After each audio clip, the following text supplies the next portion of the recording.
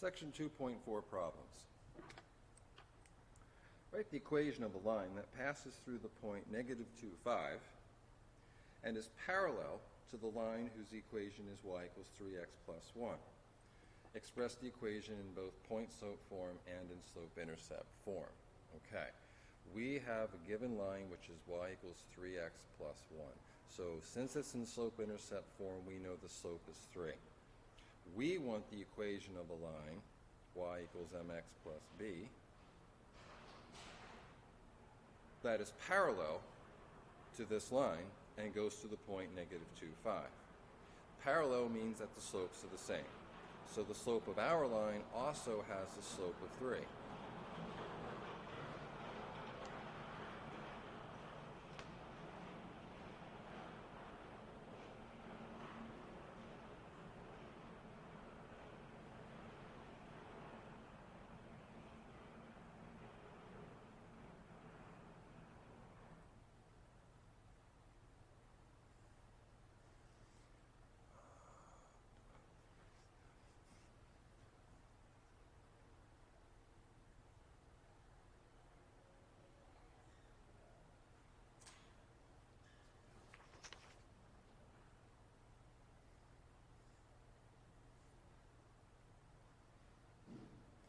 Section 2.4 problems. Problem 1. Write an equation of a line that passes through the point -2, 5 and is parallel to a given line y equals 3x plus 1. The given line y equals 3x plus 1, since it's in slope-intercept form, means that the slope is 3. Since we want two lines that are parallel, that means same slope. Same slope. Therefore, the slope of our line is also 3. Okay. So whether you use y equals mx plus b or you use the point slope equation, we still have m, the slope, known to be 3. Okay, so let's proceed on. We have a point that we wish to put our line through, and that's why the point slope form makes a lot of sense. We can replace the x1 here with the x value of -2, and we can replace the y1 with the y coordinate of 5. So our line will be y minus the y coordinate 5 equals the slope 3, x minus the x coordinate of -2. Okay. Sometimes it's best to leave the equation in this form because you can clearly see that this is the slope, this is one of the x coordinate of the point, and this is the y coordinate of the point. You can simplify it, and that's perfectly fine, but now you begin to lose some of that detail, and many think that the x coordinate is 2, and it's not, it's -2. If we wish to put this in slope-intercept form, then this is a necessary process to begin the simplifying. And we're 2 steps away from finding the slope-intercept form. Let's first distribute the 3, and then we'll add 5 to both sides. So y equals 3x plus 11 is the equation of our line.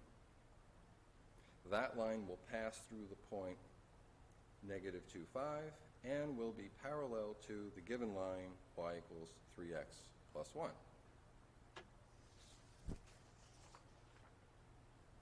Let's take a look at the next problem.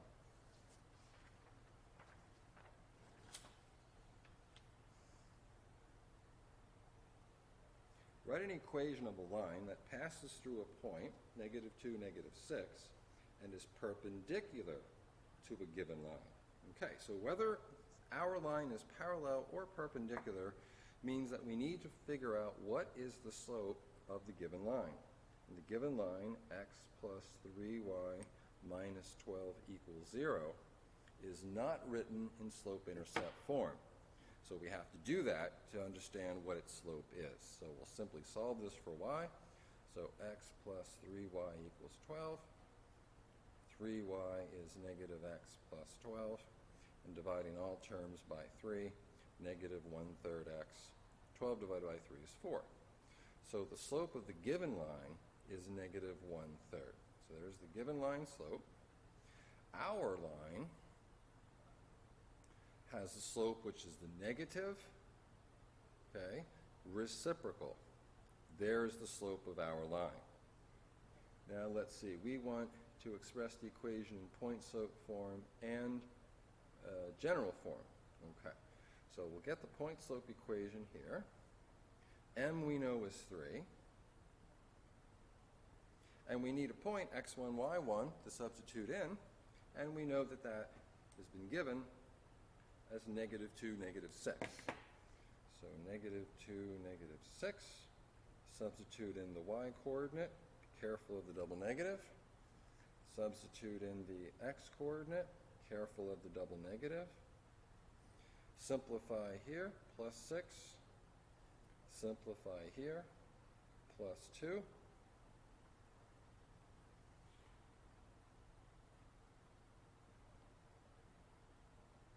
And we're good with point slope here. This is a bit of a simplification. If we want slope-intercept form, we would do as we did before by multiplying this through and then subtracting the 6 from both sides. But we want general form. Okay, general form means that we have to drag all terms to the left side. So let's open this up by distribution. 3x plus 6. And then we'll get all terms on the same side. Y plus 6 minus 3x minus 6 is 0. Simplify where we can. Y minus 3x equals 0. And this is now general form. Now the general form, sometimes it's specific that they want the x value first, so we could turn that around like this. And in some books, they always want the a to be a positive value, in which case you'd multiply everything by -1, make that positive and that negative. Multiplying the right side by -1 has no effect. So this is still general form, and this is still general form. It depends upon the book. It depends upon the pickiness of the question.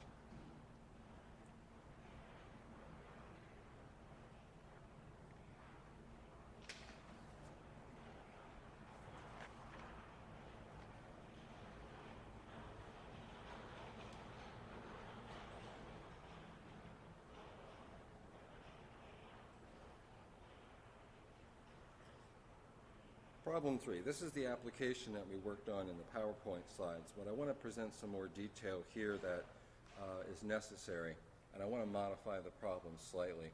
Instead of just finding the slope, which we know from before, since we have computed it, is 0.32, I want to go a step further and write its equation. Okay? Now, when you're dealing with time, you don't use dates in mathematics. It's best to measure time from a reference point.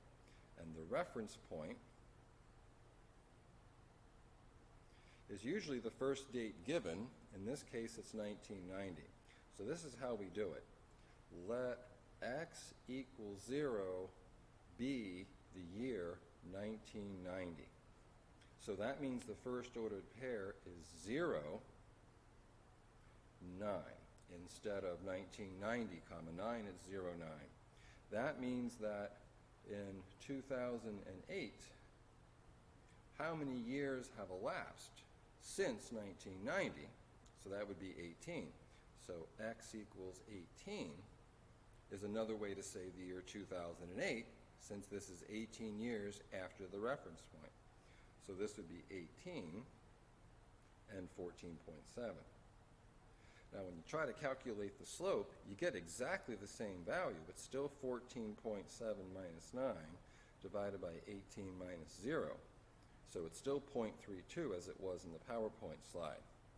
But now we can take it a step further. If we wish to write its equation, let's say we want this in slope-intercept form. We know the slope is 0.32. 0.32x plus b. Now we have to find the value of b. Well, we actually don't, because it's right here on the paper. This is b. It's the starting value in year 0. Year 0 is 1990. So our equation would be 0.32x plus 9. Now this has some important information to give.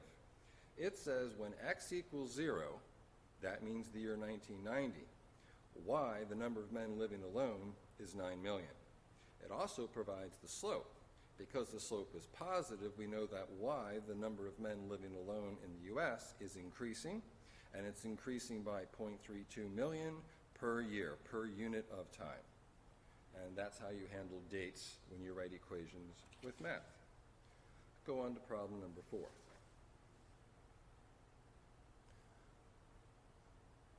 Find the average rate of change of the function y equals x cubed from x equals 0 to x equals 1.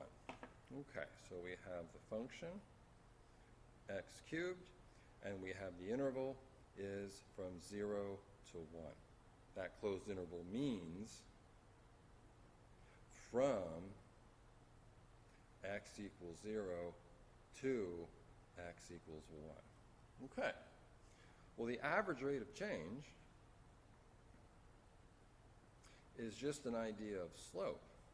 And we still take the y coordinate at the right endpoint minus the y coordinate at the left endpoint divided by the width of the interval. In other words, this is change in y over change in x. It's the slope idea. So we need to compute the functional value at 1 and the functional value at 0. So f of 1 is 1 cubed or 1. F of 0 is 0 cubed or 0. So we take f of 1 minus f of 0 divided by 1 minus 0, and we end up with 1. The average rate of change over that interval for that function is 1. There is a part B here, and I wish to modify part B slightly. We still are dealing with the function f of x equals x cubed. The problem is asking us from x equals 1 to x equals 2, find the average rate of change. Why I want to modify this is when the change in x is only 1, and same thing happens here, when the change of x is only 1, then the average rate of change is just the change in the y coordinates. And that sometimes is misunderstood, that average rate of change is more than how the y coordinates change. It is an idea of slope. So let's modify the problem and find the average rate of change from x equals 1 to x equals 4. So this way, the interval is not 1, and the average rate of change will not be just the change in the y coordinates. We proceed as before. The y coordinate at the endpoint is 4 cubed, that's 64. The y coordinate at the start point is 1 cubed, or 1. So we still use the slope formula, average rate of change, which is the slope, ending point, y coordinate, minus starting point, y coordinate, over length of the interval.